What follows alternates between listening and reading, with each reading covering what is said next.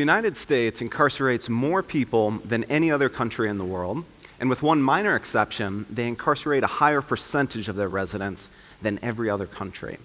By any standard measure that economists, criminologists, or sociologists look at, the US is an extreme outlier in its use of prisons. I'd like to invite you to think about what life is like for those people living within the American prison system.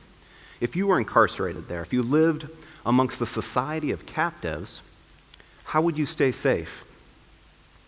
You might hope that prison officials could guarantee your safety.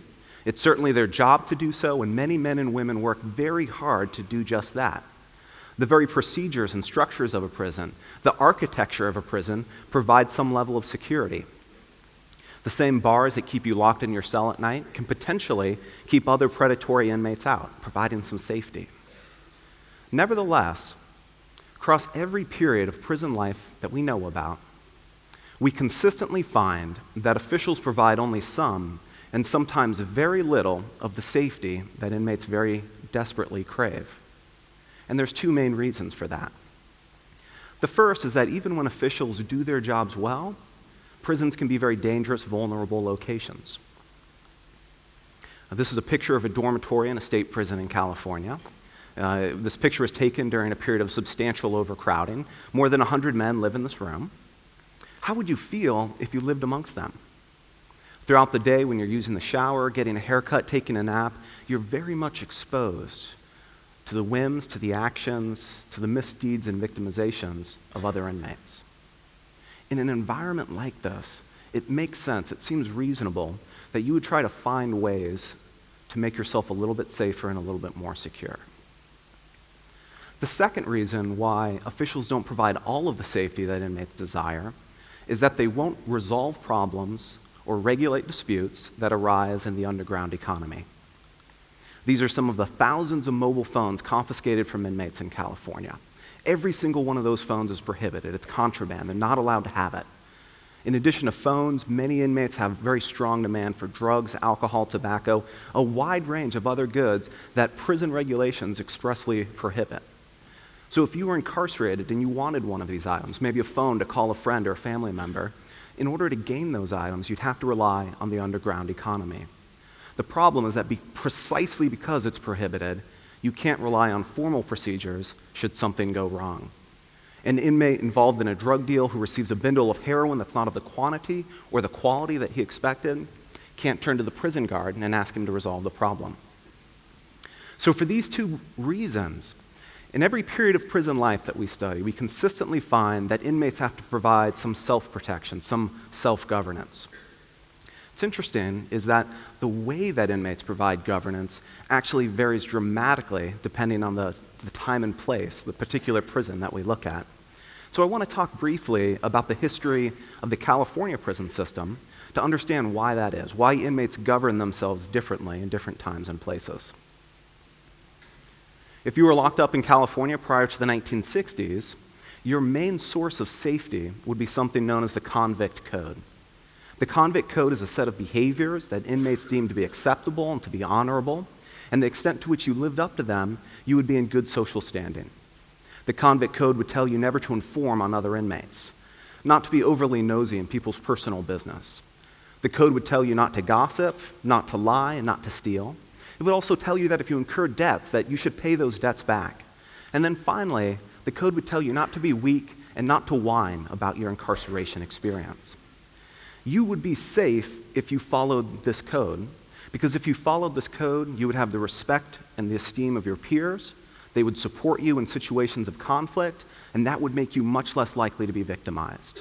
If by contrast you consistently violated these norms, that would cause problems. It causes conflict to lie and to steal and to not pay back one's debts. To the extent that you did those things, you wouldn't have the support of the other inmates, and you'd be much more likely to be victimized by them.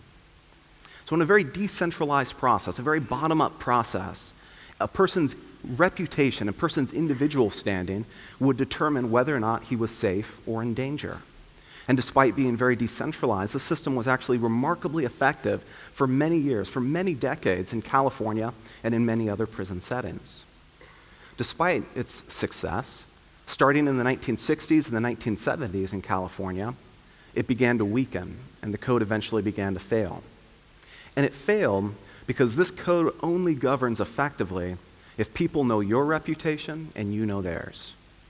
The ever-increasing size of the prison population in California and across the United States means that that code can't provide the safety and the security that you would seek it for.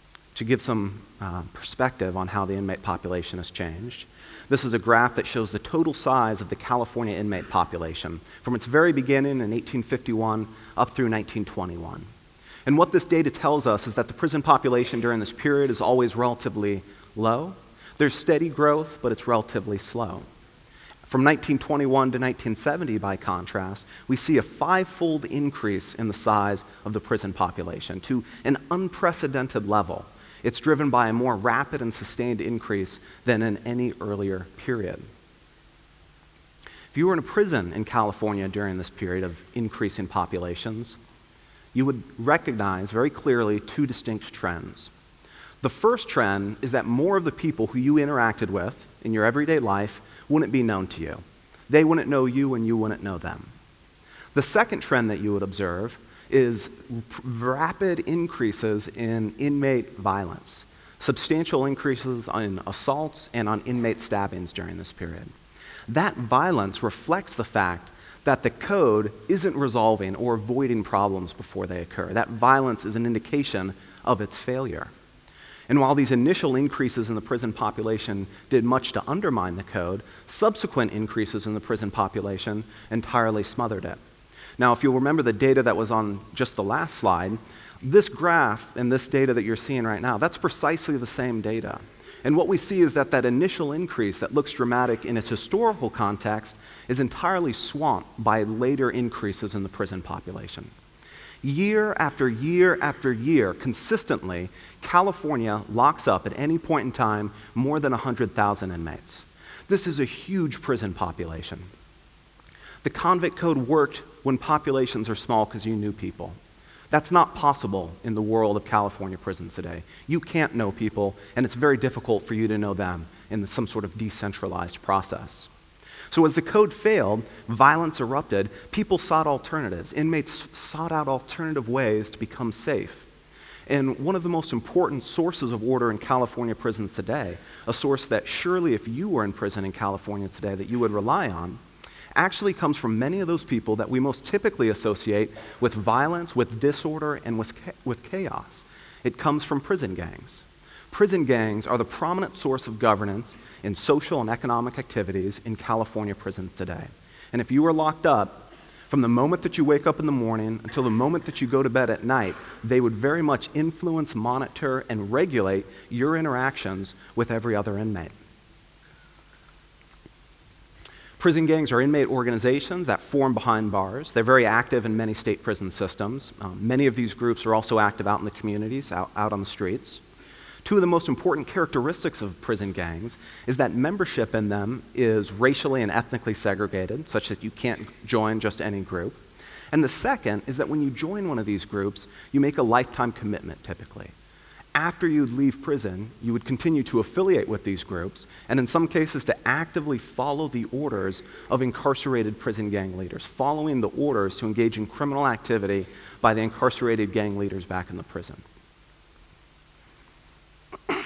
Prison gangs govern inmate life through a system of what an economist or political scientist might refer to as a community responsibility system. And it performs a similar function as the convict code, but in a very different way. It works as follows. Everyone in prison has to affiliate with some group.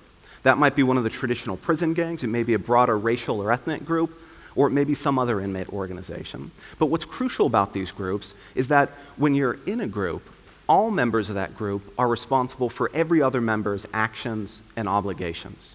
The community is responsible for its own members, in other words. And to give a little example of how this might work, if you are a member of the group on the left and you incurred a debt to a member of the group on the right, not only would you be responsible for repaying it, but everyone in your group would be responsible for that as well. Okay? If you weren't able to do so, then your gang leader or the shot caller of your group would meet with the rival gang leader, and they would discuss the situation, they would negotiate possible resolutions to it. Some of those resolutions are relatively reasonable and peaceful. Your group may force you to contact friends and family out on the outside to send money in. Your group may pool its resources to pay off the debt. It may be, however, that you have to go and assault an enemy of that other gang, maybe an inmate they dislike or a guard who they dislike. You have to assault them to work off the debt that you owe them. And then finally, within your own group members may assault you in a severe way to the extent that it satisfies the rival gang leader, that it satisfies him that a message has been sent.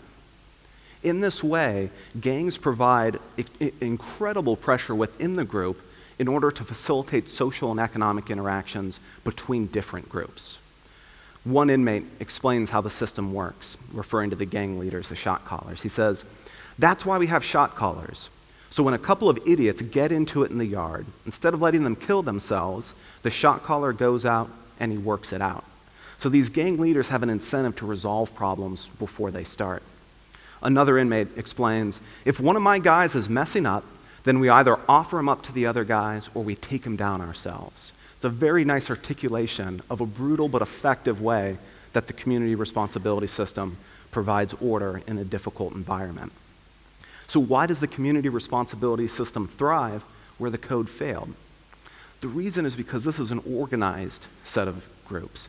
These groups impose order from the top down rather than the bottom up. These groups have sophisticated written constitutions, elaborate paperwork that they transmit within and across prisons, and that organization is what allows them to function highly effectively in those large prison populations. They are the efficient producers of that governance in large prison populations. So as I mentioned, gangs would play a very important role in your life if you were in a California prison today. They provide order and stability. They have a reason to resolve disputes. And the motivation isn't altruism. It's not benevolence. It's not a desire to better their fellow man. The reason why gangs resolve disputes in prison today is because of profits. Because the more orderly the prison is, the more profits they can make in the underground economy. One inmate explains the logic. He says, "We don't fight in a riot and stuff unless we have to. If I'm locked down, then I'm not working. You can make some serious bank in prison, and the shot callers hate it when you're in lockdown." Right? It's not out of benevolence that they provide governance, but a desire to profit from the underground economy. I've argued that gangs are an important source of order and safety, and if you were in prison in California, that would be true. You would experience that.